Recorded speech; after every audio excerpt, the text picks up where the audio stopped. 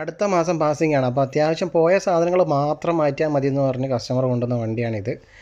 ലോറാമിൻ്റെയൊക്കെ അവസ്ഥ കണ്ടു കഴിഞ്ഞ് കഴിഞ്ഞാൽ പറിക്കാറായ പല്ല് ആടുന്ന പോലെയാണ് ആടുന്നത്. എങ്ങനെയാണ് ഈ വണ്ടി ഈ അവസ്ഥയിൽ ഓടിച്ചുകൊണ്ട് നടന്നതെന്ന് കസ്റ്റമർക്ക് മാത്രമേ അറിയൂ. അതുപോലെ ആയിട്ടുണ്ട് സസ്പെൻഷൻ്റെ അവസ്ഥ.